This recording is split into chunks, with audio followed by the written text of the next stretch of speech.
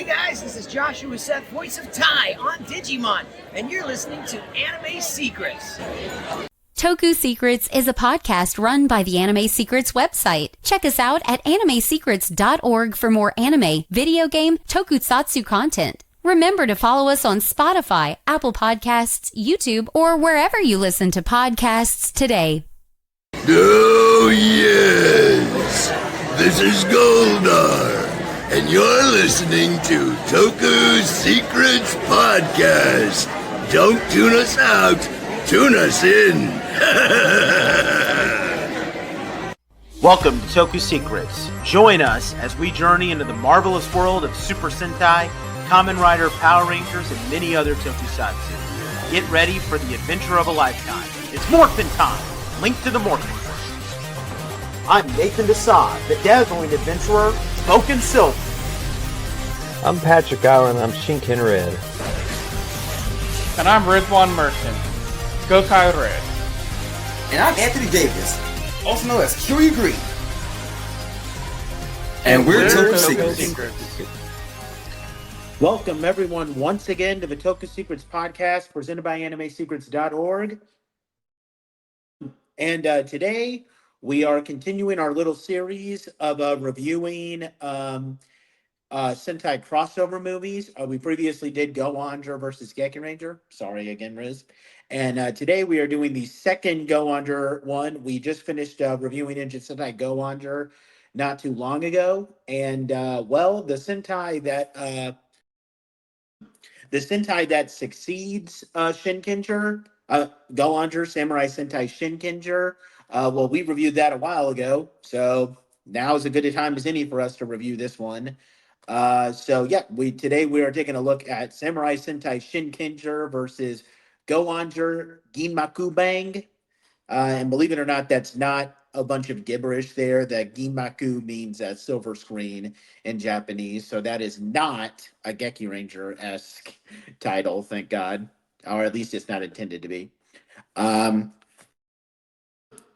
We're going to take a look at this one. We're going to have a much more pleasant experience than we did last time around. So, let's jump right in. First, for continuity and placement here. So unlike the previous one that we reviewed, this one, there's nothing in it that can be that makes it definitively non-canon. But there's also no specific period where specific in between episodes where it takes place, but we can be certain that it takes place between Shinkenger's Act 35 and Act 38, because Act 35 is when they unlock Samurai Hao, and Act 38 is where they get the Moju Buster. And here's the thing: they're shown using Samurai Hao, but Takeru is never shown using the Moju Buster, so we can assume that this is before the Shinkengers obtained it. And weirdly enough, we have to bring Go-sagers continuity in this because, spoiler alert, the Go-sagers are in this movie. It takes place very likely between Epic 3 and Epic 4 of Go-sager because they're acting as a team here. And the Go-sagers, they were all acting separately before Epic 3. Epic 3 is when they officially came together as a team. So, with that being said, we're going to jump into the plot here. First we get a recap of the final battle of Engine Sentai Go-onger, their final battle with Yoga Shimai Kritian. Go-ongers and Go-on-wings got recruited by the engines to continue the battle with the Gaiark in the gunman world. And we then fast forward to the present. The Go-ongers and Go-on-wings, they're battling against the Gaiark's pollution chief. His name is Bat Shido. For Power Rangers fans out there, this character is known as Professor Cog. They're battling against him in Engine OG 9 formation. They have this gunman-like duel that ends with Bat Shido breaking open the dimensional rift. He sends the Go-ongers and Go-on-wings and engines all flying into it, separating the team. And then shortly afterward, the main 5 Shinkengers, they respond to an attack from the Uguts. That obviously confuses them. And Sosuke Go on Red, he arrives and helps them drive off the Uguts, and then he introduces himself. Bomper follows him, and the Shinkengers, they take Sosuke and Bomper to the Shiba Mansion. And while that happens, Bachido arrives in the Sanzu River. He tries to make a deal with Dokoku, Akumaru, and Shitari. And and through conversations that both these people are having with their audience, basically, Bachido is building a Bakarian plant to spread dirty gas all over every brain world and pollute them all. Speedor is looking for the other Go-ongers and Go-on Wings and other engines in the other brain worlds. And Sosuke is asking the Shinkengers to help him find Bachido's plant because he doesn't know where it is. But Takeru refuses. He's annoyed by Sosuke's reckless attitude. He calls him an amateur. This naturally does not make Sosuke all that happy, so he leaves in a huff. Chiaki and Mako tell Takeru he's being way too standoffish. And meanwhile, Dokoku agrees to work with Bachido and let him use the Sanzu River to power his plant. And he assigns a Ayakashi called Homu Rakagi to assist him. Homu Rakagi, for you Power Rangers fans out there, is Sergeant Tread. Bachido deploys to the human world. He tries to recruit Yogostein, Kitanatus, and Kegalasia. Yes, they're dead, but they were revived from the Sanzu River because the Sanzu River is like a form of hell in Japanese mythology. So they were revived from hell, and they're eating at Ginta's sushi cart. They escape to return to the Sanzu River. They refuse to work with him. And the Shinkengers and Sosuke get alerted to the attack. And Bachido, so he tries to hit Takeru and Sosuke with this attack, but instead the four retainers in Ginta, they get hit and they get sucked into different brain worlds. And meanwhile, G and Bomper are captured by Homura Kagi. And Sosuke and Takeru bond. Sosuke believes that Takeru can't be all that bad since the other Shinkengers want to protect him so much. And Takeru commends Sosuke for his bravery and determination, even though he's still an amateur. Bachido begins gathering a lot of Sanzu River for his plant. And the other Shinkengers and Go-ongers, they encounter each other in different brain worlds. So Mako and Genta, they show up in the Christmas world and they get mistaken for working with Bachido by the Go-on Wings. And then they um, then they have to evade local law enforcement when they try to take a train back to the human world. Chiaki and Kotoha, they find Rin and Gunpei evading local law enforcement in the samurai world because Gunpei made a mistake. He screwed up big time. And they get arrested by Daigoyo. Daigoyo kind of gets a little too much into the whole feudal samurai era feel of this world, which that's really funny. Um, and Ryunosuke is in the junk world. He's nearly driven to despair. And then Saki and Hanto show up and try to cheer him up.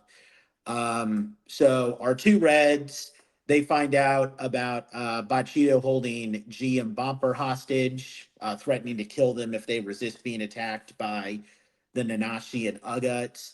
Takeru still fights back, claiming that they're going to kill G and Bomper regardless of whether or not they fight back. And he calls Sosuke naive and calls him an amateur. And then Sosuke angrily transforms, tries to stop Takeru, and this results in the two getting into a horrible fight, which ends with Sosuke shooting Takeru in the chest and Takeru stabbing Sosuke in the chest. But then it turns out that the whole fight was a distraction so that the Shishi Origami could free GM Bomper and allow them to escape. Takeru used one of Sosuke's lucky coins to block the shot, and Sosuke used Takeru's Mulchikare to shield himself from the blow. Then the other Go-ongers, Go-on Wings and Shinkengers, they all arrive. They got saved by the engines. We get our big transformation. And we get our big fight during which they split up into the different teams that they were in the different brain worlds. There's a point where Akumaro, Juzo Fuwa, and Dayu attempt to enter the battle, and the Ghost Sagers show up. They don't appear untransformed; they just appear transformed here. They fight them off before vanishing. Nobody sees them except Daigoyo. The Uguts and Nanashi get defeated. Takeru and Sosuke go after Bachido and Homurakagi. Takeru gives Sosuke the Kyoryu disc to allow Sosuke to transform into Hyper Gohan Red, while Takeru becomes Super Shinken Red, and they come together to defeat Homurakagi, and then he enlarges alongside Bachido, and they race to the moon. The They chase them to the moon in the engines in origami. They destroy Humarakagi, and then when Bachido merges with his plant and proves to be too powerful, the Go-ongers and Shinkengers, they combine all their mechs. So they combine Samurai Hao and Engine G12 to form a new formation called Samurai Formation 23. This is where the Ika Tenku Buster is formed, and Injino G9 formation wields it, while Kyoretsuo, Shinkano, Dakayo, and Moju Daio kind of are on the sides, kind of like how the Sentai Rangers wield their Team Bazooka, and they defeat Bachido. The movie ends as the Go-ongers and Go-on-wings bid farewell. They depart to the other brain worlds, and Takeru admits that the Go-ongers, especially Sosuke, are not really bad heroes. A couple of fun facts and Easter eggs before we start talking about our overall thoughts. This is the third and final Super Sentai crossover movie to have its footage be adapted into a team-up episode of Power Rangers. The footage for this was used in the Power Ranger Samurai movie Clash of the Red Rangers, which even then was only a team up between the Samurai Rangers and Ranger Operator Series Red. This is the first and to my knowledge, maybe only, although maybe this has been done again, but only Sentai crossover movie that I know of where a Ranger from the previous team uses an enhancement mode from the current team. And this is the first Super Sentai crossover movie to feature a sneak peek cameo of the upcoming Super Sentai seasons. They've done this up until, I believe the last one to do it was Lupin Ranger versus Pat Ranger versus Q Ranger. Kind of sucks that they stopped doing that, but what are you going to do? So, yeah. I mean, could you imagine the King Ozer versus Don Brothers movie? And you just had the Boom Boongers up here. Wouldn't have made any sense. Yeah. I guess. I mean, I'm just saying. Also, another little piece of trivia here. Benchito doesn't die in this movie. He returns in Go-Kaiser. Oh, yeah, that's right. Yep.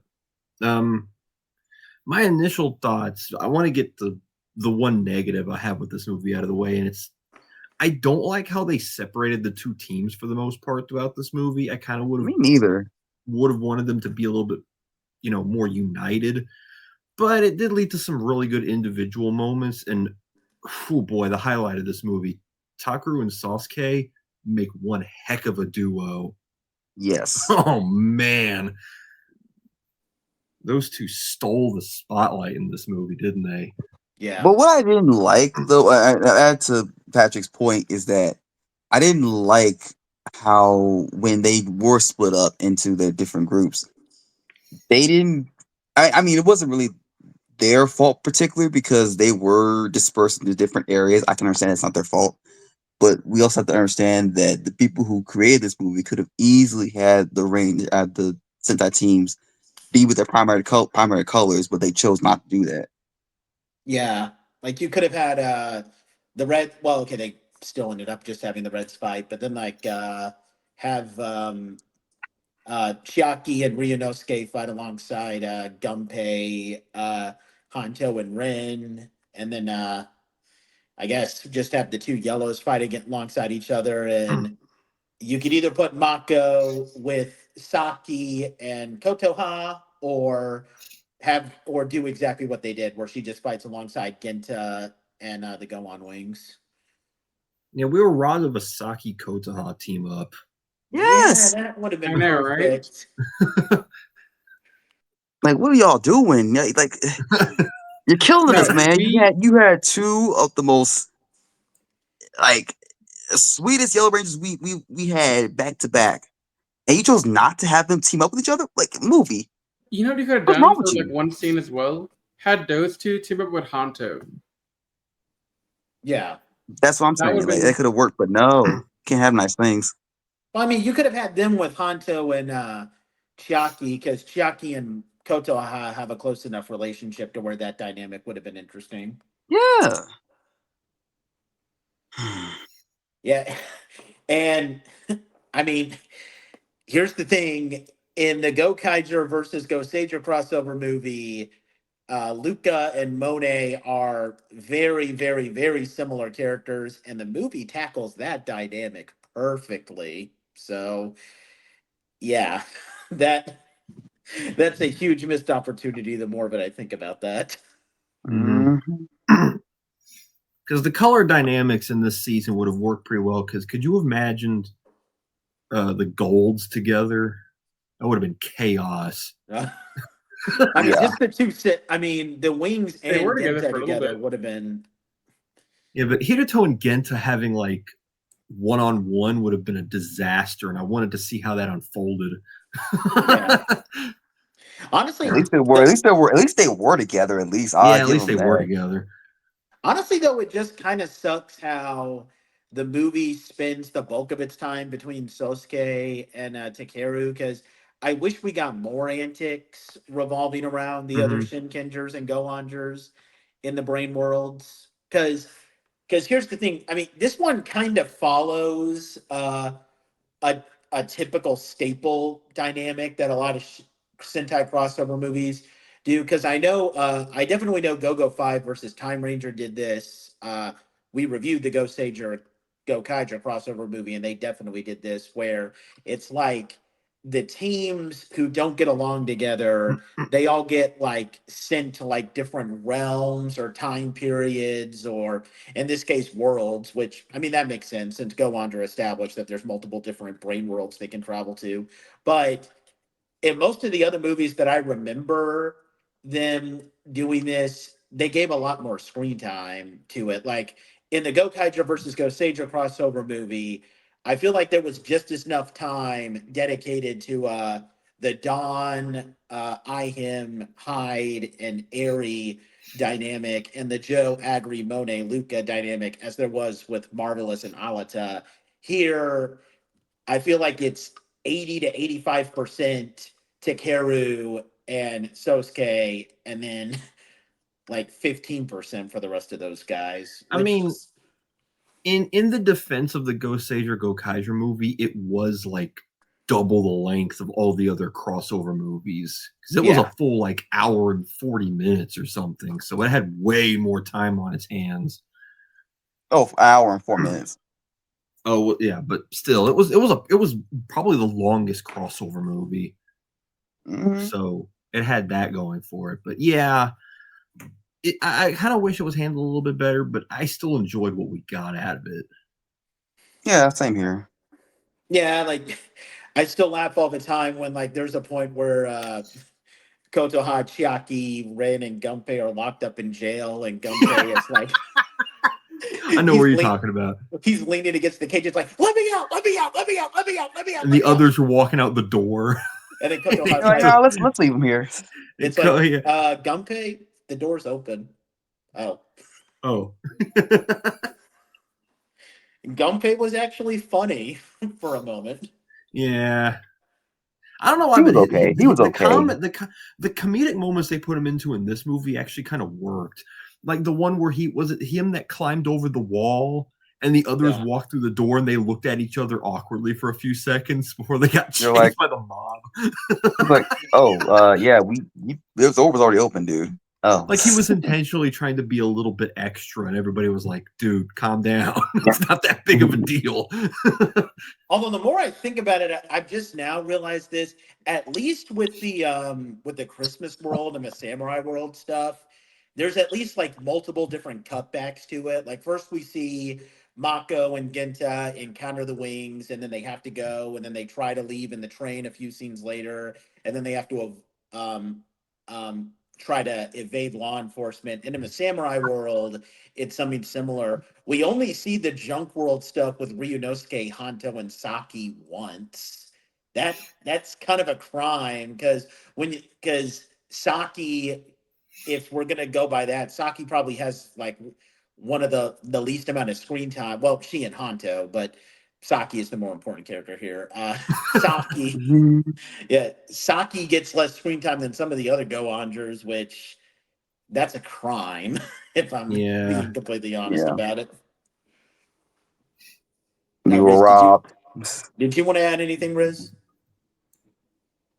Yeah, I actually thought this movie was pretty good compared to other ones, and much better than the American adaptation we got, which is not saying a lot. Like you said earlier, Nate, in our text, that's a low bar to cross. But even then, Yeah, that movie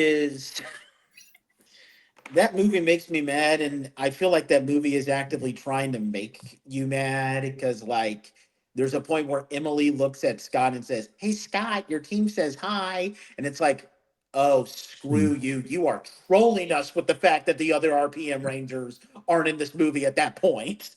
But I mean, what are you gonna do? You had contractual problems, union issues. They couldn't get them all together. I mean, you could have just used footage of this movie and just not given them voices.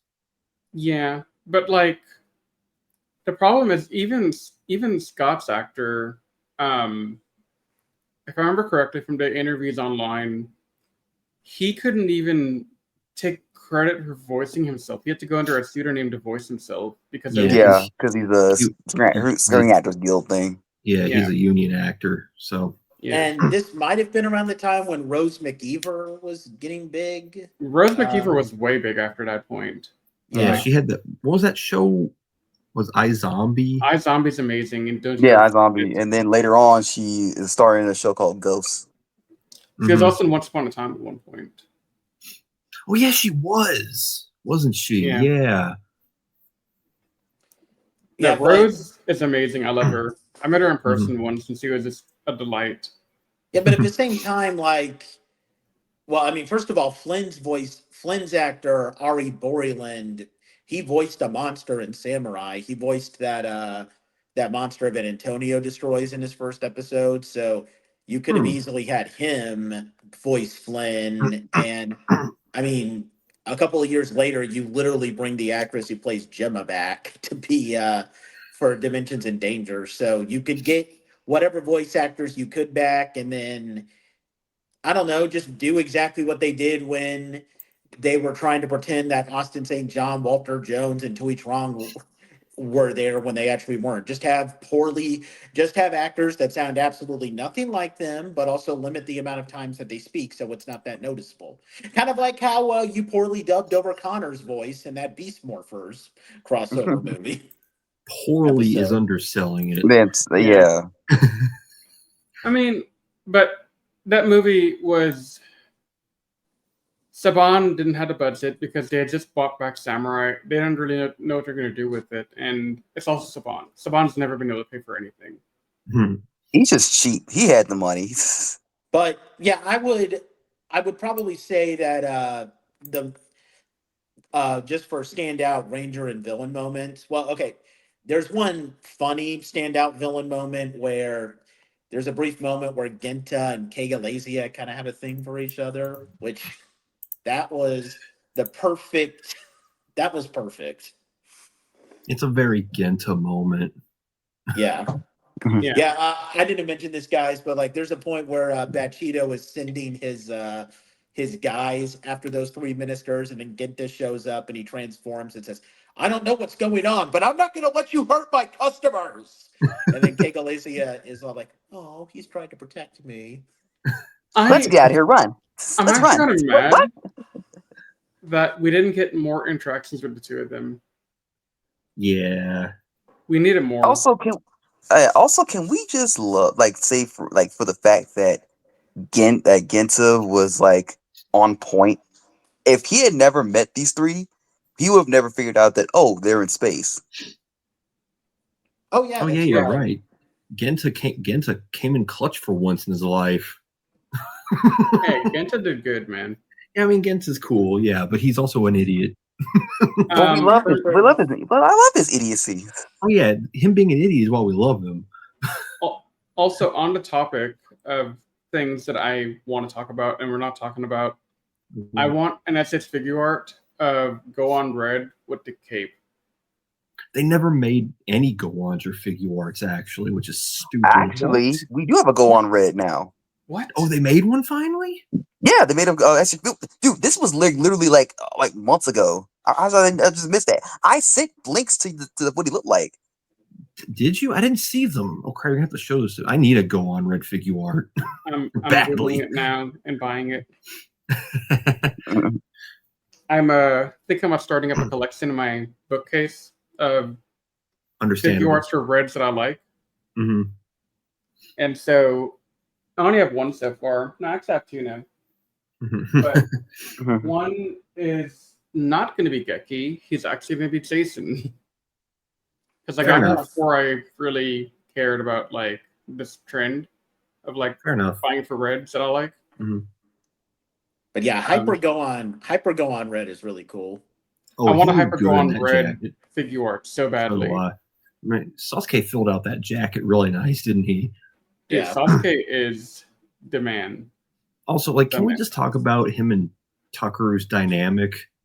They're so opposite from one another, but man, their synergy was elite.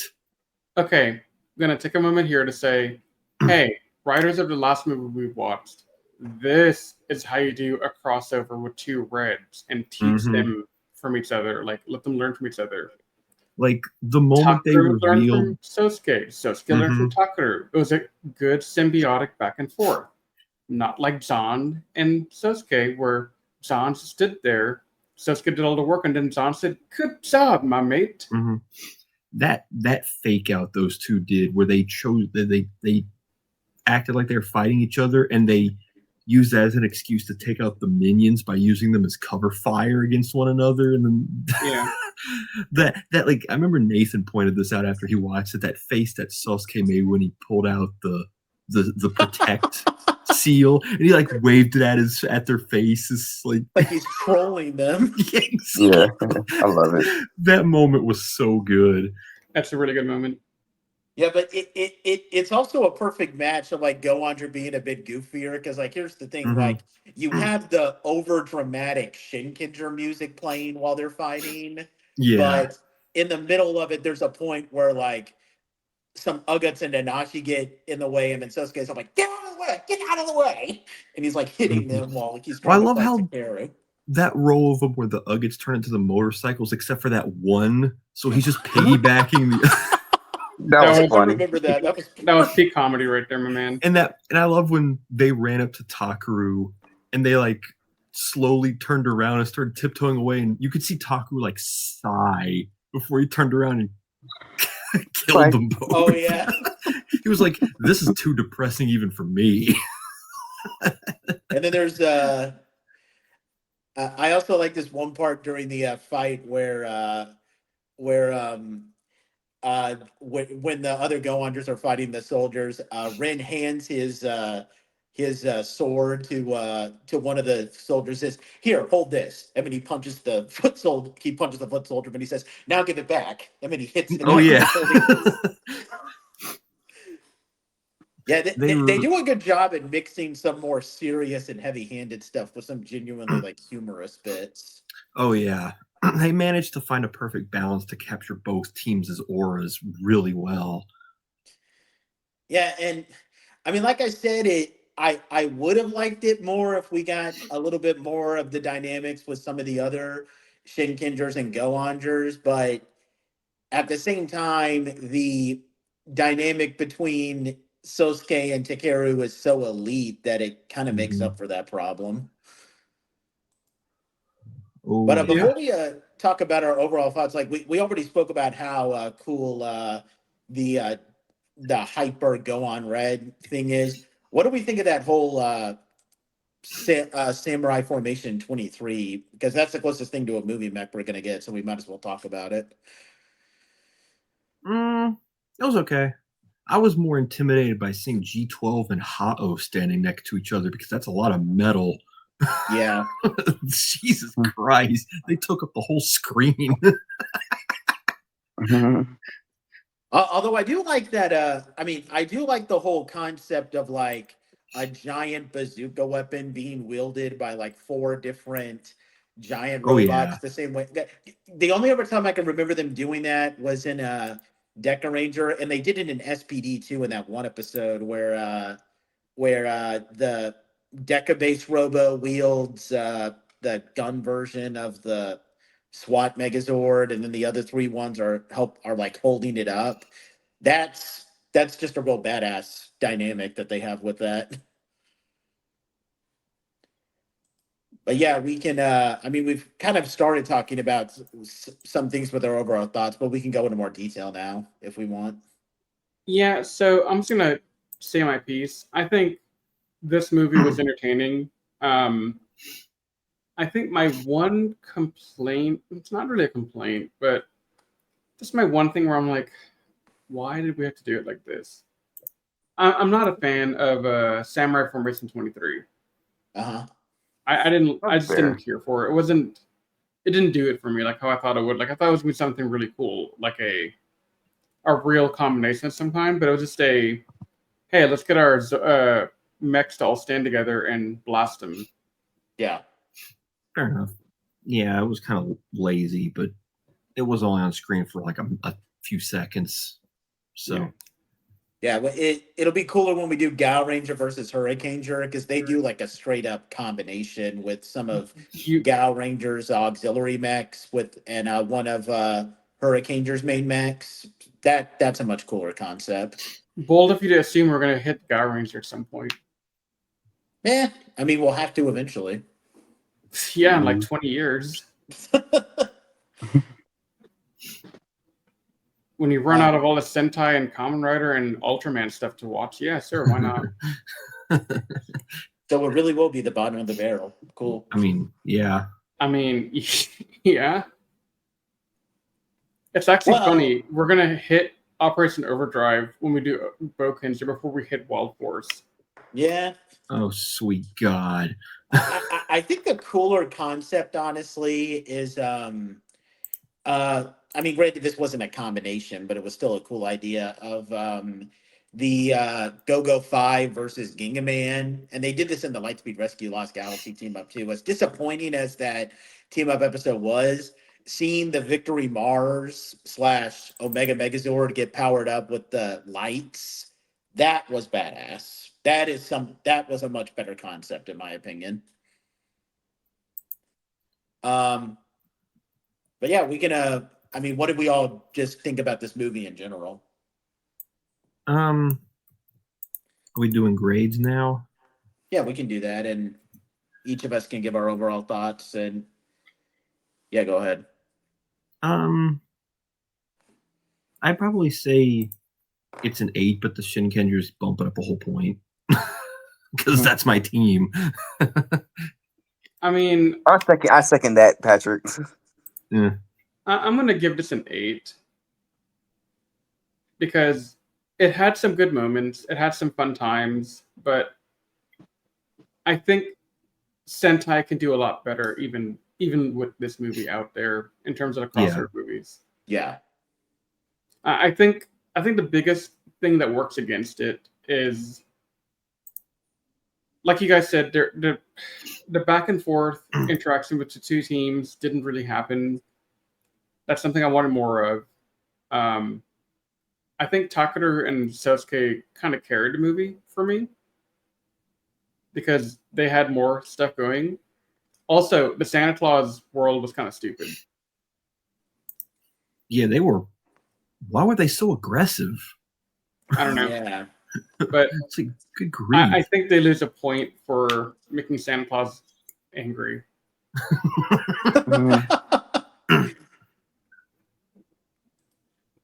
So yeah, I'm gonna give this an 8. Nate, what about you? Yeah, it's probably an 8, a B tier one for me too.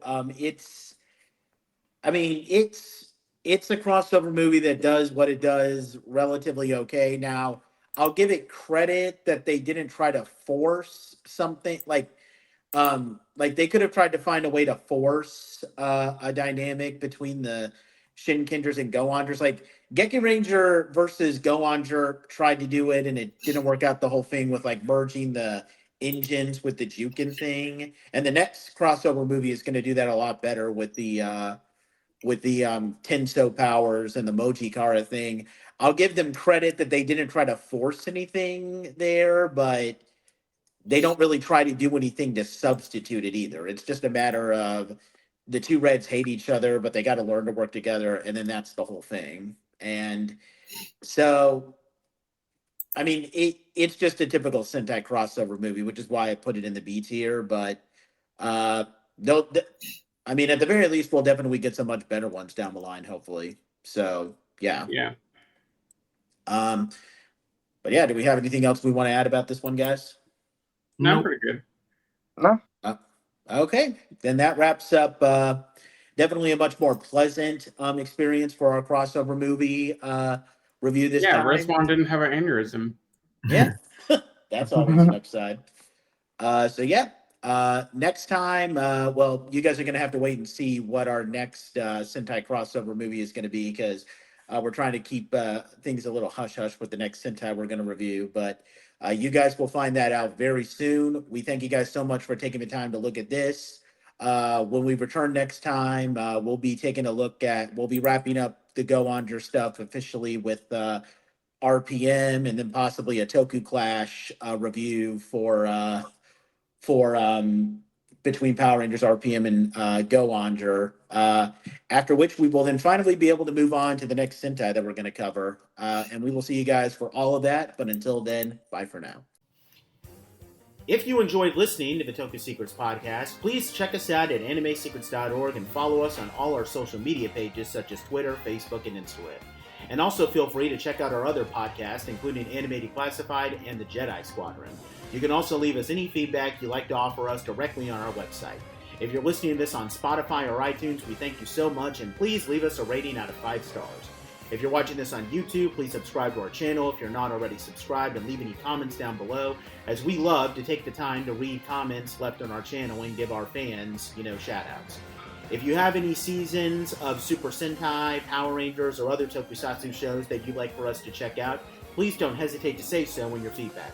With all that said, we thank you so much for taking the time to listen to our podcast, and we will see you next time as we continue our never-ending journey through the world of Tokusatsu. But until that time, you all stay safe, we love you, and may the power protect you.